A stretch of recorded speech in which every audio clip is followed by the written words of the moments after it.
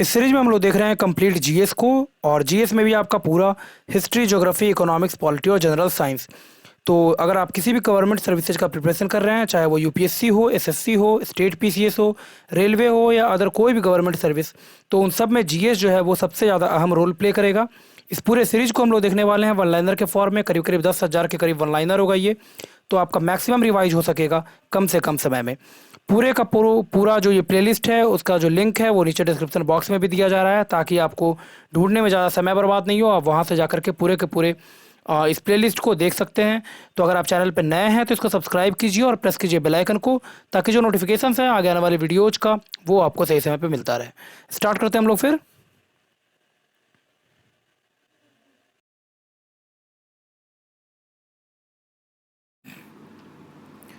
अभी हम लोग देख रहे हैं साइंस को, और लास्ट वीडियो में हम लोगों ने ख़त्म किया था यहाँ तक। वनस्पति जगत का उभयचर कहा जाता है ब्रायोफाइटा को। बेसिकली दो भाग में बांटा गया है वनस्पति जगत को। पहला तो क्रिप्टोगेम्स और दूसरा फेनेरोगेम्स। ये हम लोग पहले देख चुके हैं ये सब। फेनेरोगेम्स तो क्रिप्टो में 3 पार्ट हुआ आपका, ब्रायोफाइटा, टेरिडोफाइटा और थैलोफाइटा, ये तीनों। तो वनस्पति जगत में जो एम्फीबियन की कैटेगरी में रखा जाता है या उभयचर की कैटेगरी में, वो रखा गया है ब्रायोफाइटा को। जाइलम और फ्लोएम का अभाव होगा ब्रायोफाइटा में। और मिट्टी के कणों में पाया जाने वाला जीवाणु जो नाइट्रोजन का स्थिरीकरण करता है, उसमें आपका कौन कौन सा है? तो एजोटा, एजोस्पाइरिलम और क्लास्ट्रीडियम। और मटर कुल के पौधों में पाया जाने वाला जीवाणु जो नाइट्रोजन का स्थिरीकरण करता है, राइजोबियम। तो ये सब लास्ट वीडियो में हम लोगों ने देख लिया था। अब हम लोग आगे मूव करते हैं। इस पूरे सीरीज को आप थॉरो देख करके जाइए। ये कॉन्फिडेंस आपके अंदर आ जाएगा कि आपने जीएस करीब करीब पूरा कवर कर लिया है। मोस्ट इंपॉर्टेंट वन लाइनर से ये, और इसमें आपका सब कुछ कवर हो जाएगा। इसी प्लेलिस्ट में ही आप थॉरो अगर मूव करके जाते हैं तो आपका हिस्ट्री, ज्योग्राफी, इकोनॉमिक्स, पॉलिटी और जनरल साइंस, ये पूरा आपका यहाँ से कवर हो जाएगा। तो इस पूरे प्लेलिस्ट को थॉरो देख करके जाइए। हम लोग आगे मूव करते हैं। अब अपने भार से 18 गुना अधिक पानी सोखने की क्षमता रखता है स्फेगनम मॉस। पौधे का शरीर जड़, तना, शाखा और पत्तियों में विभेदित रहता है टेरिडोफाइटा में।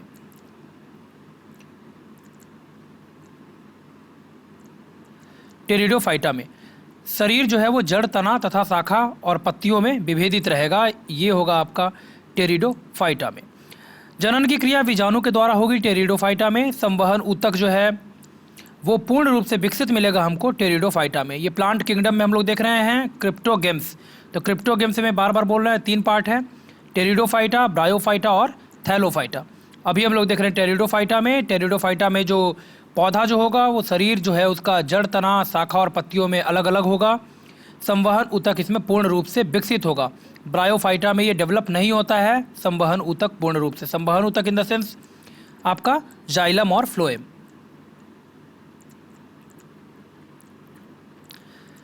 नेक्स्ट है पौधे पूर्ण रूप से विकसित होते हैं। इस समूह के सभी पौधों में फल, फूल तथा बीज होता है, वो है आपका फेनेरोगेम्स। क्रिप्टोगेम्स में ये डेवलप नहीं होगा, लेकिन फेनेरोगेम्स में ये आपका कंप्लीट जो है वो पौधा जो है वो देखने को मिलेगा।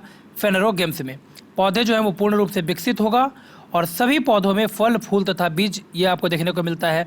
पादप जगत का जो 2 भाग है उसमें दूसरा भाग जो है फेनेरोगेम्स, उसमें आपको सब कुछ जो है वो स्पष्ट रूप से देखने को मिलेगा। और फेनेरोगेम्स को बांटा गया है 2 भाग में, आवृतबीजी और अनावृतबीजी में। आवृतबीजी को बोला गया है एंजियोस्पर्म, यानी जो बीज है उसका वो ढका हुआ होगा एक मतलब सेल के थ्रू। और अनावृतबीजी में जो उसका बीज होगा पौधा का वो ओपन होगा। तो ये अंतर है आवृतबीजी और अनावृतबीजी में। और आवृतबीजी और अनावृतबीजी या फिर एंजियोस्पर्म या जिम्नोस्पर्म, ये किसका एग्जाम्पल है? तो पौधा का जो दूसरा पार्ट है यानी फेनेरोगेम्स, उसका ये सब पार्ट है फेनेरोगेम्स का। वनस्पति जगत का सबसे ऊंचा पौधा है सिकोया सेम्परविरेंस। सिकोया सेम्परविरेंस को कहा जाता है कोस्ट रेडवुड ऑफ कैलिफोर्निया। ठीक है, सिकोया सेम्परविरेंस, इसको क्या कहा जाता है? Coast redwood of California. सबसे बड़ा बीजांड जो होता है ये होता है साइकस का। साइकस के पौधे में सबसे छोटा अनावृतबीजी पौधा है जैमिया पिग्मिया। चमड़ा बनाने और स्याही के बनाने के काम आता है टैनिन। विभिन्न पादप भागों के अध्ययन को कहा जाता है आकार की, या फिर इसको कहा जाएगा प्लांट मॉर्फोलॉजी। प्लांट मॉर्फोलॉजी या फिर पादप आकार की। और ये पौधों के अध्ययन के विज्ञान को कहा जाता है क्या? आकारिकी, प्लांट मॉर्फोलॉजी। प्रकाश से दूर भूमि में वृद्धि करता है जड़, प्रकाश की ओर वृद्धि करता है तना। पुष्प का नर जनन अंग होता है पुमंग या फिर एंड्रोएसियम या और दूसरा गाइनोएसियम। तो पुष्प का नर जनन अंग जो होता है वो होता है एंड्रोएसियम या फिर पुमंग। पुष्प का मादा जनन अंग होता है जायांग या फिर गाइनोएसियम। परागकोश से निकलकर अंडक के वर्तिकाग्र पर परागनों के पहुंचने की क्रिया को कहा जाता है पॉलिनेशन या फिर परागन। बिना निषेचन के अंडाशय का फल बन जाता है, इसको बोला जाता है अनिषेक फलन या फिर पार्थेनोकैर्पी इसको बोला गया अनिषेक फलन या फिर उस कंडीशन को बोला गया ये जब बिना निषेचन के अंडाशय जो है वो फल के रूप में डेवलप हो जाता है। यहाँ पे अगर देखेंगे तो ये जो चीज़ है यही जो हमारा जो ओवरी है वही हम लोग का बाद में जाकर डेवलप होता है फ्रूट के रूप में। लेकिन अगर बिना निषेचन के ही अगर ये अंडाशय जो है वो फल में अगर परिवर्तित हो जाता है तो उसको बोला जाएगा अनिषेक फलन या फिर पार्थेनोकैर्पी।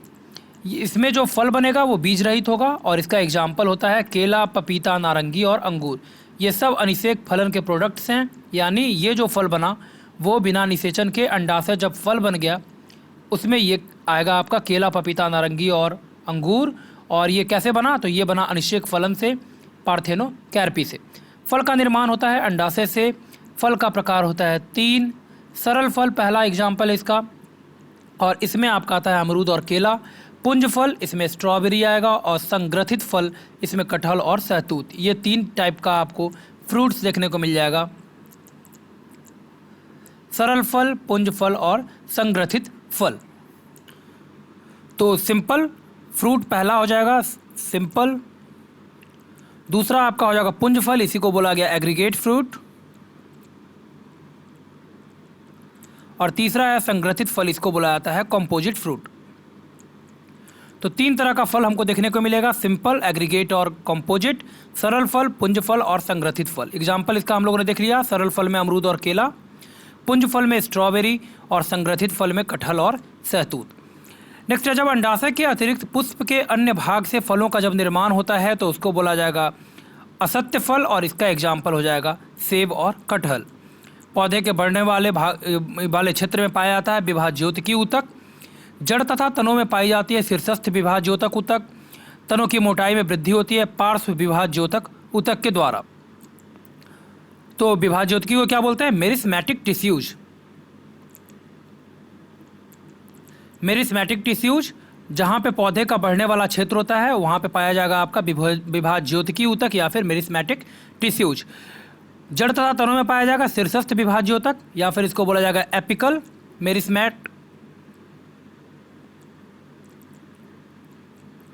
मेरिस्टेम्स, एपिकल मेरिस्टेम्स या फिर शीर्षस्थ विभाज्योतक। और तनों की मोटाई में वृद्धि होती है पार्श्व विभाज्योतक या फिर इंटरकैलरी मेरिस्टेम्स। तनों की मोटाई पार्श्व विभाज्योतक या फिर इंटरकैलरी मेरिस्टेम्स। जड़ तथा तनों में पाई जाती है शीर्षस्थ विभाज्योतक या फिर एपिकल मेरिस्टेम्स। और पौधे के बढ़ने वाले क्षेत्रों में पाया जाता है विभाज्योतकी ऊतक या फिर मेरिस्मैटिक टिश्यूज। विभाजन की क्षमता खत्म होने के बाद कोशिकाएं बनती हैं स्थायी ऊतक। यदि स्थायी ऊतक एक ही प्रकार की कोशिकाओं से बनती है तो उसको बोला जाएगा सरल ऊतक, सिंपल टिश्यूज। और सरल ऊतक का एग्जाम्पल आपका हो जाएगा पैरेन्काइमा, कॉलेनकाइमा और रुकलेरेनकाइमा। तो ये 3 एग्जाम्पल हो जाएगा सिंपल टिश्यूज का। यदि स्थायी ऊतक एक ही प्रकार की कोशिकाओं से जब बनेगा तो उसमें 3 पोर्शन हो जाएगा, पैरेन्काइमा, कॉलेनकाइमा और तीसरा जो है वो रुकलेरेनकाइमा। ये सब तीनों आपका आ जाएगा सिंपल में। नेक्स्ट है इसके बाद यदि स्थायी ऊतक एक से अधिक प्रकार की कोशिकाओं से बनता है तो इसको बोला जाएगा कॉम्प्लेक्स टिश्यू या फिर जटिल ऊतक। पौधों में संवहन ऊतक होता है 2, कौन कौन सा? जाइलम और फ्लोएम। जाइलम का काम क्या है? तो जल और खनिज लवणों का संवहन, ये मुख्य काम है जाइलम का। और पौधों को ये दृढ़ता भी प्रदान करता है जाइलम जो टिश्यू है वो। फ्लोएम क्या करता है? फ्लोएम करता है पत्तियों द्वारा जो भोजन बनाया जाता है उसके पौधे के विभिन्न भागों में ये पहुंचाता है। तो 2 तरह का आपको टिश्यू आपको देखने को मिलता है ट्रांसपोर्टेशन के लिए प्लांट में। पहला तो जाइलम और दूसरा फ्लोएम। जाइलम का काम क्या है? जल और खनिज लवण को संवहन करना, और दूसरा इसको पौधों को दृढ़ता प्रदान करने में काम आता है आपका जाइलम। और फ्लोएम क्या करता है? तो फ्लोएम पत्तियों द्वारा जो भोजन बनाया जाता है उसके पौधों के विभिन्न भागों में पहुंचाने का ये काम करता है।